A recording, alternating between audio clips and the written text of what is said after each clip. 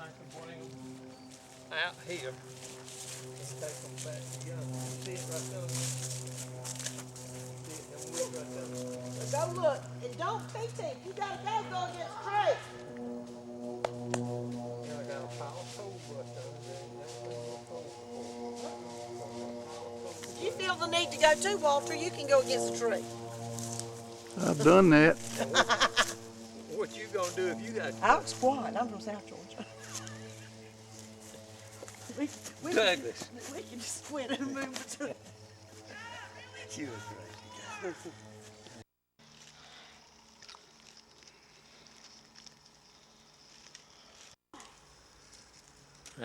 That one was built out when it had a two-holer over it.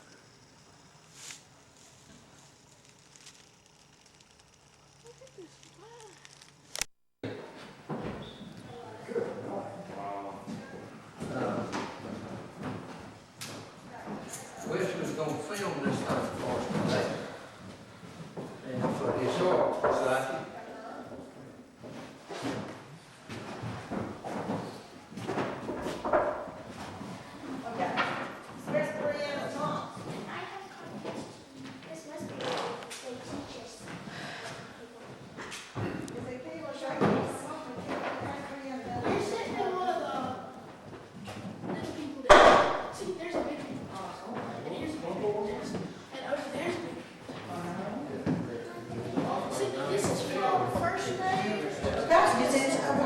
You're the young, you're how old are you? Actually sold pencils. Come on, this is your desk up here. They actually sold pencils to buy. Yeah, the organ. Come on, Dad, let's go with you. And, Jimmy, when the kindergartners come in here, no, I'm taking it. Here, y'all all have a copy? Good. All right, guys, you got one? Put it under your seat. Put it under your seat, that way. Okay, put it under your seat, make sure you didn't. All right, Mr. Jimmy, how many would be on the bench? well, if, I mean, it was in the first grade, second grade, and third grade. I mean, they taught them on the first row. I'm gonna tell you later. The bench was in the front, and that's what she taught. She didn't teach all the students at one time. She taught the ones that was right here in front of them. We'll get around to that in just a little bit. Okay? This is my good friend Jimmy McKinley, and he owns this schoolhouse. He No, is not. wait a minute. With Cindy. I don't own this school. I am the custodian of this school. What does that mean? That means I'll look after it. Like the janitor. Well, building upkeep, whatever. Like the janitor. This building belongs to the community, the Andrews community, this is Andrews Chapel Road, but this building belongs to the community, and I'll get around to that in a little while, if how it got like that. Okay? And guess who his sister is? Miss Cindy back there. Miss Cindy Culverhouse. That's my sister. She's been here many a time also, miserably, sitting through a singing or something that was going on here. Okay, listen, you could have a taste. Okay. And this is gonna be on film at the archives. So in 20 years, when you bring your children to the archives and you're being terrible, that'll be embarrassing. So that'll be on your best manners. Okay. All right, listen. Y'all listen to me now. Upson County was created in 1824 when they signed a treaty at Indian Springs, deeding this land of moving the Indians on the other side of the Chattahoochee from here. So this county was created in 1824. William James Andrews, which is the first Andrews to come here, got a land grant in 1827 and moved here from Oglethorpe County. He amassed a large plantation in eastern Upson County, I think about 5,000 acres, before his death in 1875. He and his wife Elizabeth had 9 children. The 7th one being Thomas Gaines Andrews, who maintained a large portion of the farmland as well as a grist mill over on a little creek called Little Mill. prior to 1876, he used a one-room log building in the yard of his two-story home, which was about 100, 200 yards down the road, there, and to educate his children. He built his own school in his backyard to educate and teach his own children, which I think was 9 of those in his family. So, in 1876, he decided that the community had gotten a little larger and that he thought it was time to build a community school. There was many of them being built about that time. So he came here and right on this side of the building out there, closer to the road, he built a one-room school. I had that, let's see, the structure had a fireplace on one end, a wood-burning stove in the other end. There was a porch across the front that had only a dirt floor. This school was maintained in the school system with 25 other schools. I was going to go back to Mr. Andrews was quite educated person, and it was homeschooled. He was not, didn't have that much formal education, but he did. I was going to go to the Pettigrew White Stamp House, the Upson Historical Society house, has what's called his ciphering book. It was really written in 1787. 1787. What happened then? 1787. Who remembers?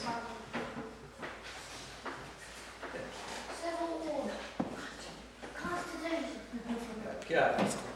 So that book is about probably 70, 80, 90 pages long, and it has got the most complicated map I have ever seen. I mean, and I've had some algebra and so forth, but it is really a complicated book. But that's what he taught his children with, is that book. And it would have reading, writing, arithmetic, it had everything in that book.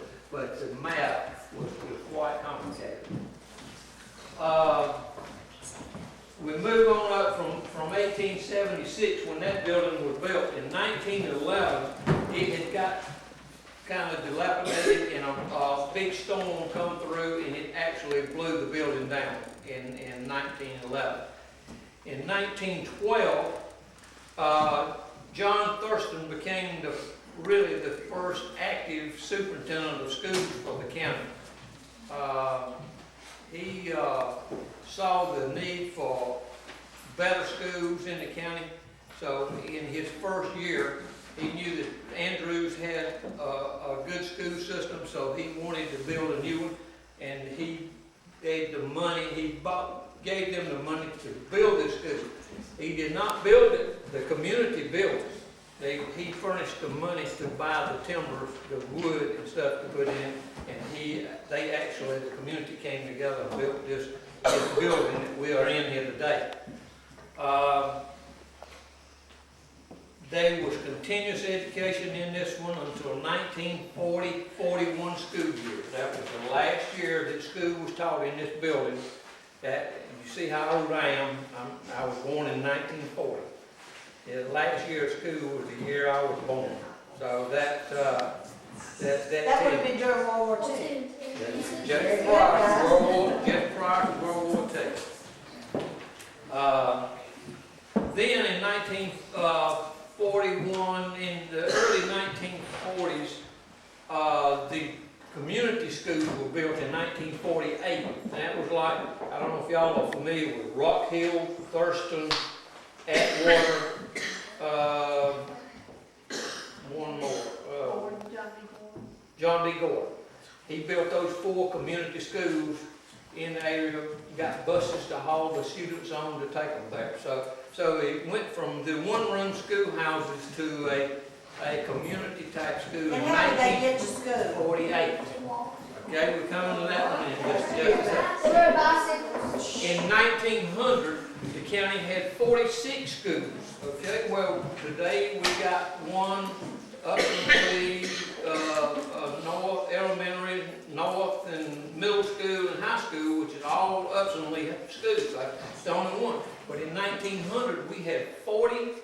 46 different schools in the county. Most of them would have been within 2 or 3 miles of each other because everyone had to get their own way to school.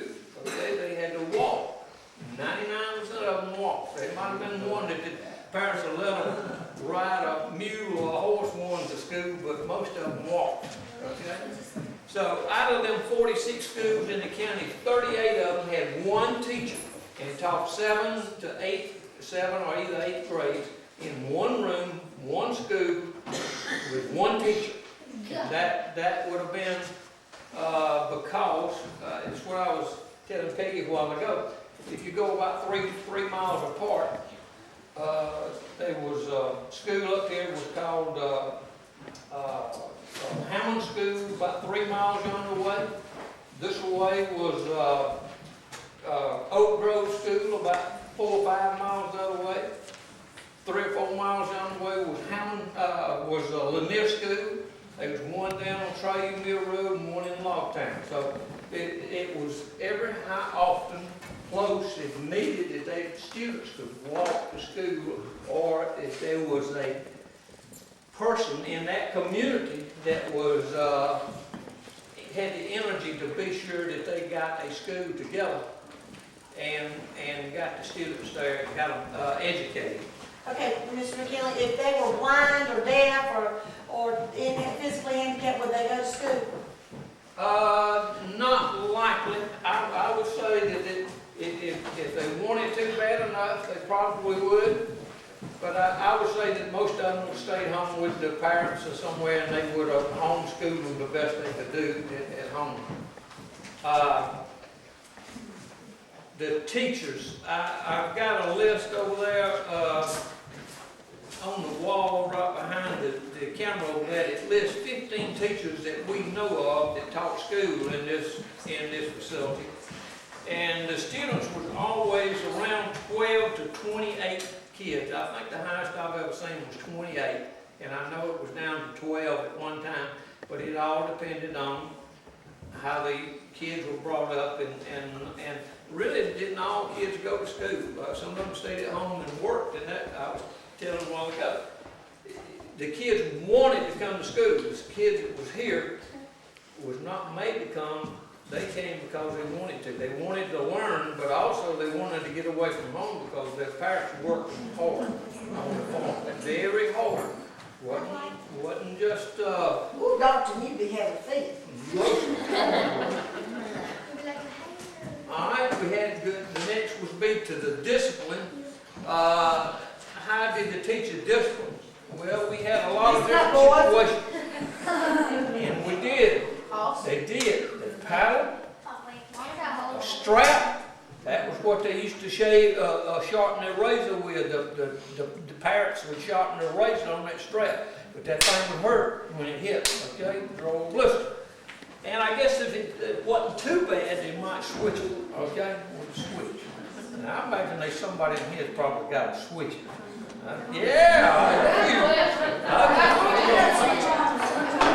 That was probably very rarely was those used because the kids minded, because they knew the teacher was going to tell the parents, and it was going to be much worse when they got home. I'm going to answer questions when we get through with the whole thing. We'll have about 30 minutes or so of questions, and there'll be a lot of them. All right, the next thing I had was the bell that I rang a while ago.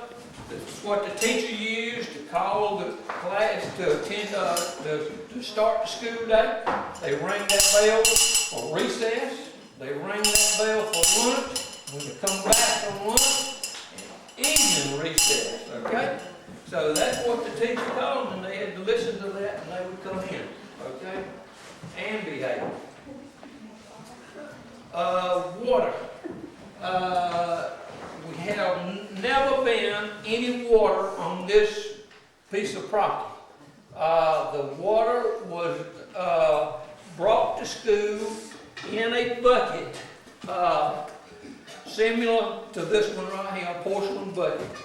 It would have had a dipper that the community used. It was not quite as sanitary as we use today, where you gotta use a paper cup to throw it away. Everybody drank out of the same dipper.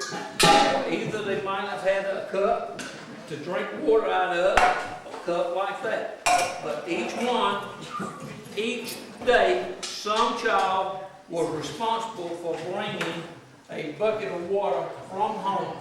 If it was a really hot day and they drank all the water, there was a spring about 100 yards across the road down in the bottom down there, and she would send one of the seventh graders or something down to the spring to bring a bucket of water back to the school. We had no heat in this thing except a wood-burning stove and heater. And there's one right in the middle of the building right there.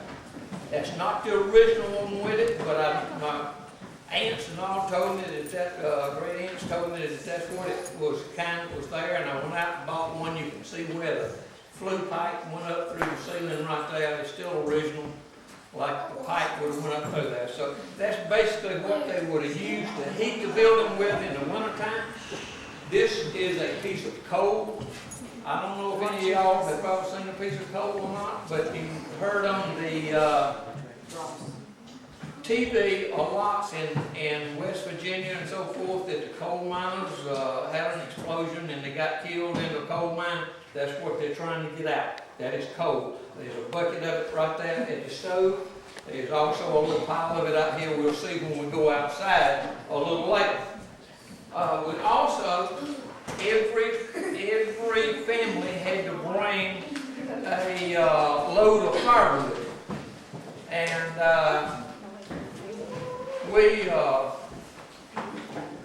it would already be cut. It would fit in that stove. So they would,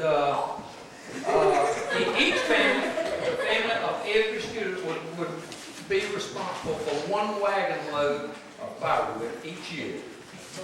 Okay? Another thing about, we didn't have any air conditioning for sure. Didn't have any fans, as a matter of fact. This right here is probably the best air conditioning we had, was one of these right here. Okay? But the reason for they didn't need this is this building, it's got high ceilings and it's got 4 doors. It's got cross ventilation every which way. They would open up, the air would flow through. It was cool. It's cool in here now in the summertime. It really is. It's not really as hot as you would think. So you haven't had the heat on today? No heat. Well, I did turn that heater on right there. There's a few things I'm going to tell you that never was in this schoolhouse. And one of them is going to be that heater. It never was in here when they were school. We put it in here at a later date just for things like today. We turn it on to get the chill off. Some kind of an event was here. What else was it? Not in here. I think about everything else was original to the school building. There was one thing, the blackboards had come up, they had taken the blackboards out. And some of my people had told me that there was blackboards between the windows and the door on this place. So I went to the city school system back in about the early 80s and late 80s, and they told me that I could have them out of that school at East Thomaston, at Silvertown, if I would paint the wall back when I took them out. So I took them out, brought them back, and fixed them just like they were when like they told me that they were here. The desk, y'all are sitting at the little desk on the side. When the school closed in 1941, that's the only desk in here. None of these benches right here. The only bench in here was the one in the very back there. And the 2 next to it, the 3 benches in the back was here when the school closed. The desk was here in the middle, but that back bench was sitting across the front. And the reason I don't bring it back up here today, the floor is not even and that thing rock. So I got it back there where it does not rock. So, but the purpose in that bench in the front was for the teachers to bring them up. She would bring the first grade up from out of the desk and sit them on that first bench. She would probably 15 minutes go over things that she wanted them to do by their book to learn what they were supposed to do that day. And they probably didn't have much homework. I wouldn't let them take it home. They did most of it right here in the school. So when she did that 15 minutes worth of presentation or so, she would send them back to the desk and bring up the second grade. Teach the second grade, send them back, bring the third, the fourth, the fifth, the sixth, and the seventh, continuously, until she got all of them back. They'd be doing work out of the book and doing what they wanted to do. So in the afternoon, she'd start back over again. First, second, third, fourth, fifth, sixth, seventh grades. That's all we ever had in this was 7 grades. This desk right here is probably an 1850 desk. It did not come out of this here, but it is a homemade desk, and it's about 1850 homemade. This one right here was about 1870 to 1890. It got fold-up seat, but it's still homemade.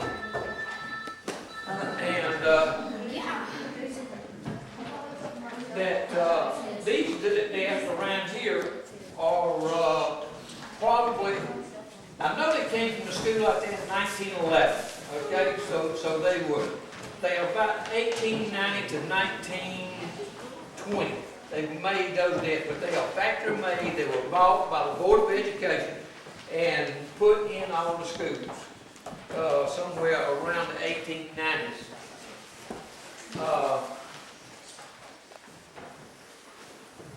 The lights, we got 3 electric lights in here today, and they were not in here in 1941. I believe, the best I can tell you is they ran electricity down here in 1948. The last year's school was 1941, so they did not have any electricity after the school term. But they would have had electricity in town.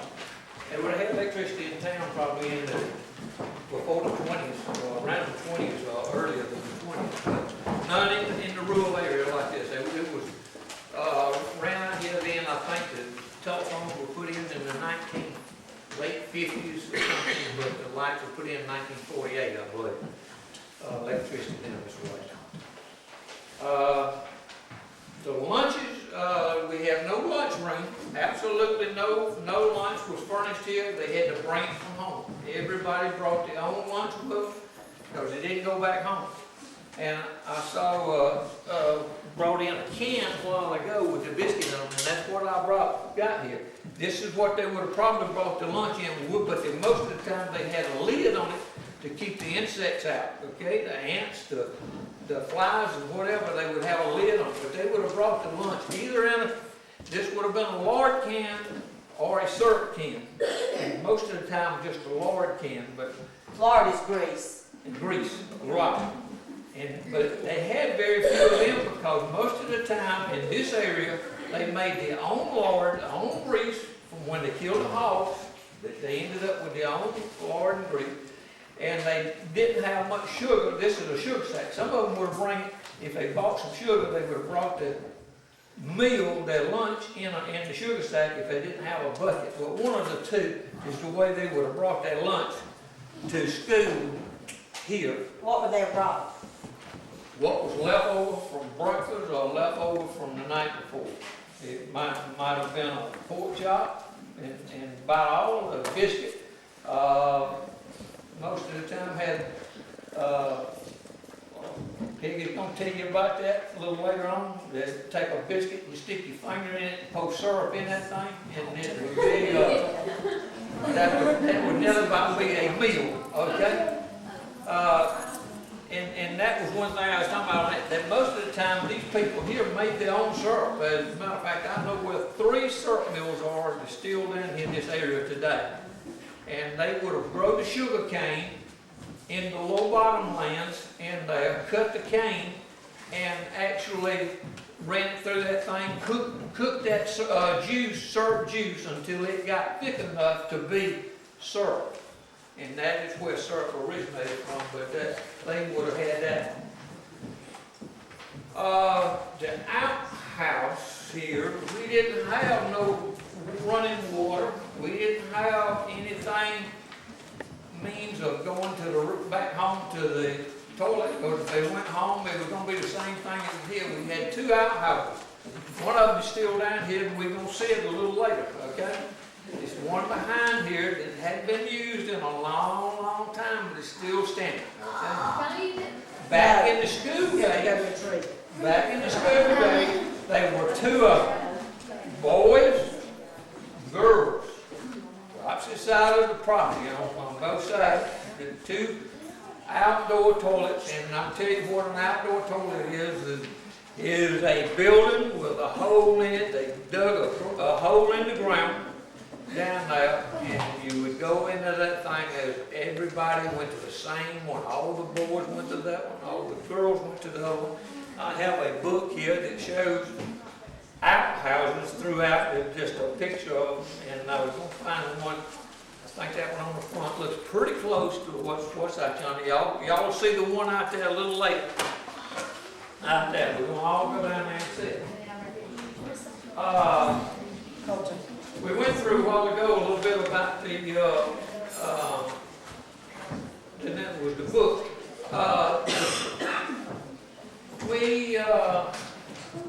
I've got a display of some books right here, and this is basically what they taught in this time. They really did teach much more than reading, writing, and arithmetic. Okay, that was the 3 R's. So that is basically what that they taught here.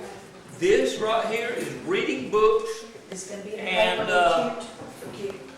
they are pretty simple. If y'all remember a book that looks like that, probably somewhere, but there's another one that's even plainer than that one. I've got.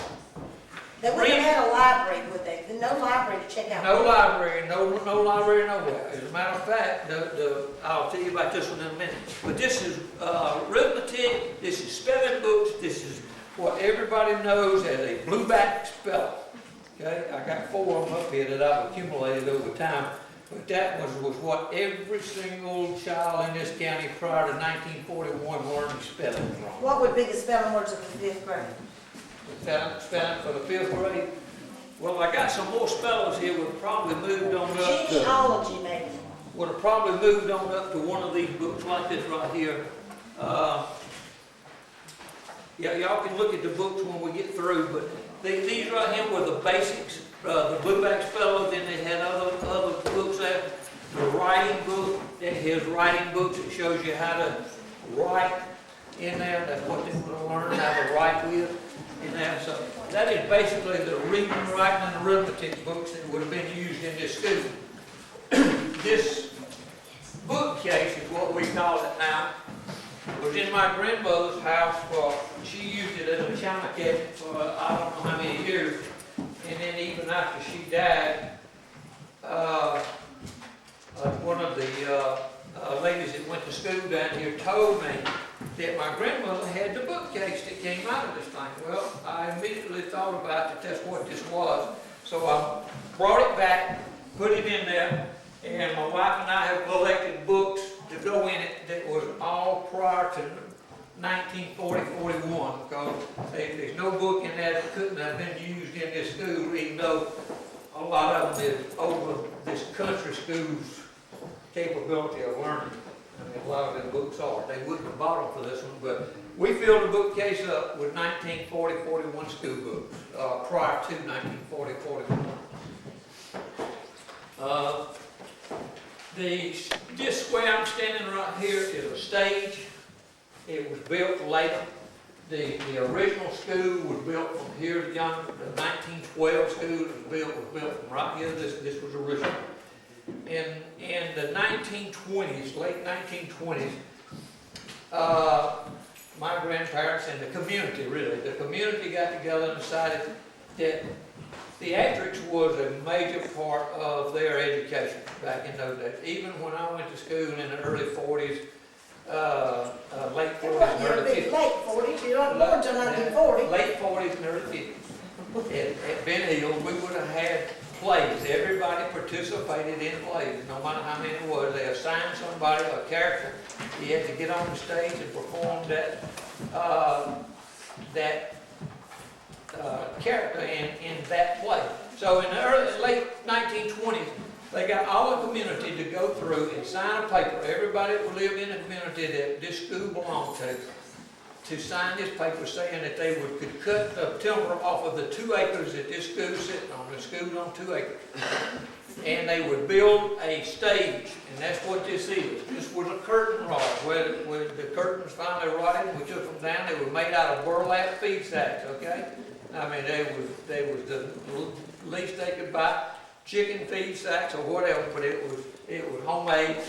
But all of this has got 5 doors in it. We won't go in it today because it's a little dirty back there, and it had some leaks in it. The floor is a little weak, the place to take. So I'd rather not go behind that, but that's what it is. Someone say Jane went through that door. She did her play here. She went through that door. When time to come back out, she'll have to come out over here somewhere on the next scene. Okay. John, he might have went through this door, and he might have come back out that door in the next scene. They are better equipped for a play than we are today. That's probably right. Okay. And one of the better things about this thing is y'all said that I don't have a microphone here. Can y'all hear me plainly in the back? Yeah. The acoustics in this building, the way it's built, is perfect. We have people that does singing, that does, I don't know if anybody's familiar with Sacred Harp singing, but they're singing by notes instead of by words. And it was an interesting piece, it still is occasionally, on Georgia Public Television that went through this about the Sacred Harp singing. So if y'all have ever watching that, you'll see in that. It does not have this room, this building in it, but it talks about a lot of them throughout Georgia. But they come here every single year because of the acoustics in this room. What is acoustics? Acoustics is the sound, it's the way, the curves, the seeing how high it is. I think they were smarter than us in those days. They knew what it took to get it all across. They could hear, the teacher could get it all the way to the back of the room without screaming, without a microphone, and they could understand what she was saying. So that's why now that they have the singings here, because it sounds so good in this building. It just echoes properly in this building. One thing was the school months. We didn't go to school in, well, I went to school September to May. Now y'all go from Forever, July to June almost. But anyway, here in this school, the school month was November, December, January, and February. That's it. No, that was half of it. November, December, November, January, February. December. They got out in the end of February for spring planting. They had to go back home, help the parents, plow the land, plant the corn, plant the cotton, plant whatever the garden, whatever they had to plant, but they had to go back in the spring. They came back to school in the middle of the summer, June, July, and August, because in the end of August, it was time to harvest all of those crops that they had planted in the spring. September, October, it was harvest time. So they were out of school then, so they had a split school year every year, and that was the purpose in it, because they had to go back to the house. Would they get 2 weeks out for Christmas? 2 weeks out for Christmas, probably? Yeah. 2 weeks of break at Christmas? Probably, whatever, I don't know. They didn't have much Christmas, because most of the Christmas was stuff that they handmade at home. They might have went and got some fruit, was mainly all they got for Christmas was fruit. Might have had a little bit of candy, but it was mainly fruits and nuts. And that y'all couldn't study that.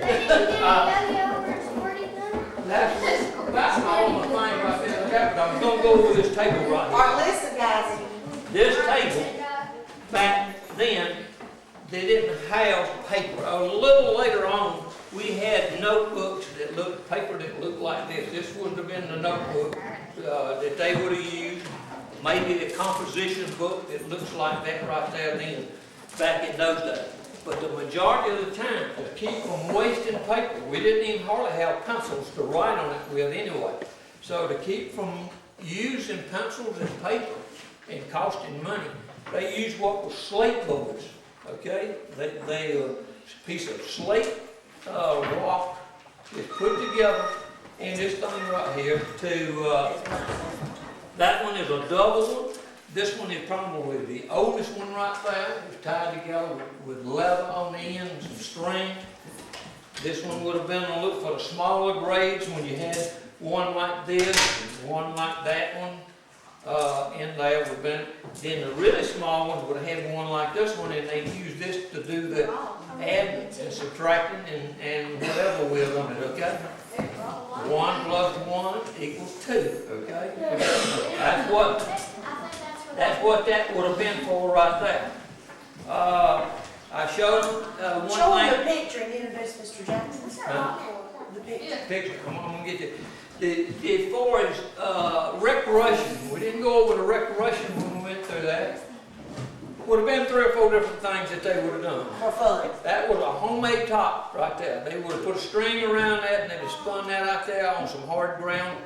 Wherever they would spin at, most of the time it would stay a pretty good while. But something's a homemade top. Marbles, they would have played marbles there, probably with homemade type marbles, local type marbles.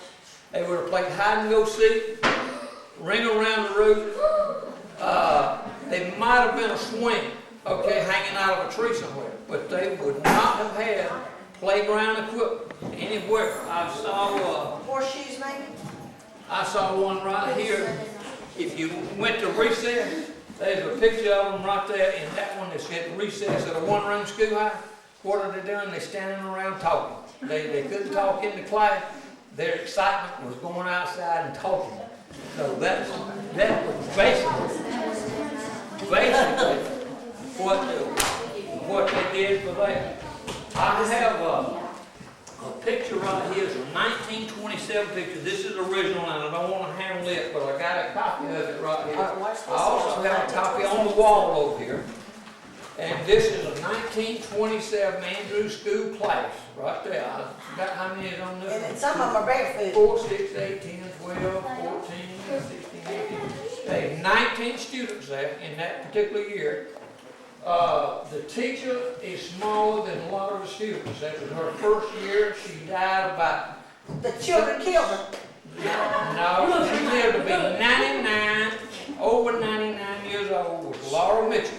I don't know, she lived in Thomaston. She died probably, see when she died 5 or 6 years ago? 5 years ago. About 5 years Tell ago. where the teachers live, Jimmy.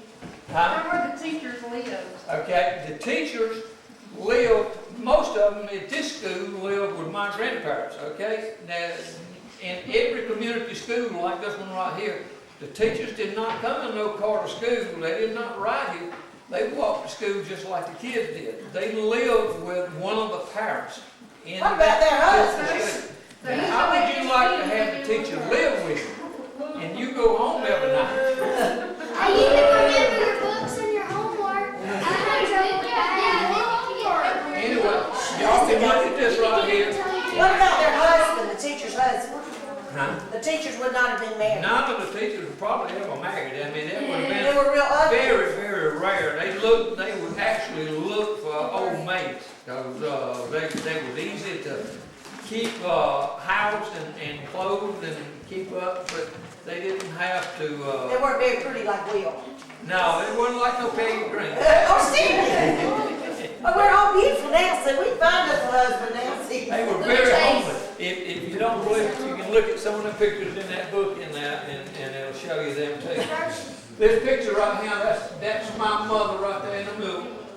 And that's my grandfather right there, my great uncle right there. That was her daddy, your mother's daddy? Huh? That was your mother's My father? mother's father. And they're on this picture because Uncle Olive got a hammer in his hand. So they've been up and repaired something at school, what it was for. But I also have this picture here, and I don't have anyone identify the people because of it. This is Andrews School in 1899. And it was nearly about before real photography got here. Most of the time before this, there was tintype photography along the line. But this is a picture of Andrews School in 1899, right there. This piece right here is my mother's report card from 1927. It's a good guy. 1927, October 3rd. She made, at the end of the thing, she had an A+ in deportment. What is that? That was conduct. Okay? But hey, I'll bet you there wasn't many B's in the conduct. That's what this thing was for. That made sure that you didn't deportment, your deportment. You didn't have one. All right, she had a 100 in reading, a 100 in spelling, 100 in math, 100 in geography, and an A in language, and was promoted to the 3rd grade. So that was the 2nd grade. The note on that says, none are smarter or finer than Anna Laurie. She is perfect. That was written by the teacher on my mother's card. I reckon that's what me and Cindy got it from. You ready? That's right, it's got to be in the That's a report card. That's on the report card, right there. Jimmy, you're gonna mention At one time down here, there was an Andrews, Georgia. This was Andrews, Georgia, and it was at this man's house who started this thing. Thomas G. Andrews had a big 2-story house, 100 yards down there, and it was a post office here called Andrews, Georgia. And I have 2 pieces of, this is a registry receipt, post office in Andrews, Georgia in 1901, to J.W. Andrews Jr., postmaster. This one is another J.W. Andrews postmaster right there, post office department, and this is 1902. But it was a post office in called Andrews at this particular area. Let me see what else I've got here. I've got a map on here that shows the schools in Upson County back in, this one was in 1897. And it shows where all of those schools was, and you can see how many of it was in this county. That's the outline of the county. And it was that many schools in this county right here. This is a piece right here that came from my superintendent one time, was Gordon R. Holston. That he did a thesis on this thing at Auburn University. And he got on here in 1940. Andrews had 18 students on that. Lanier, which I said was over that way, they had 35 students in that one. Pickett School had 2 grades, 2 rooms, and 2 teachers. And they had 49 students. Atwater had 77 students. Sunnyside had 30. But that's what I'm talking about right there. That's basically what that was there. That's about covered what I got here. I know there's a lot of questions to be asked. All right, listen, now's the time you can ask me questions. Now, wait. When are you gonna do something with that? Okay, so we won't mess up the school. Let's ask, you wanna go outside and sit around and ask the questions while we do that? Be a little cool outside, y'all. Let's get on, we'll get boys when I'm there. What do y'all think? No, sit down, wait a minute. Hey, you gonna introduce Mr. Jackson? You gonna introduce Mr. Jackson and his dad? I will. Wait, just a minute, guys. This gentleman right here is Mr. Joe Jackson. In the front right here, is his people on this thing also. He has 3 members of his family is on that picture also. And that's why he's from Rickon, Georgia, but he has interest in this school down here. And because this is where his relatives live in the community and in the county. So I invited them down today to He's saying that the children don't look real happy in that picture. Well, it does not. they were probably told not to smoke, but it is, they have no shoes, none of them have shoes on. Wait, he's gonna walk away.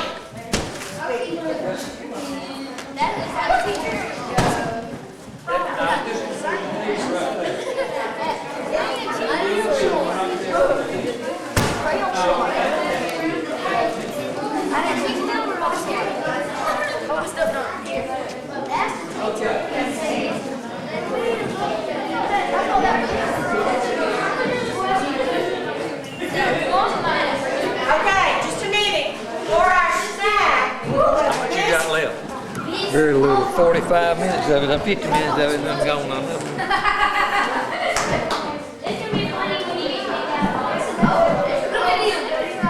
I'm waiting.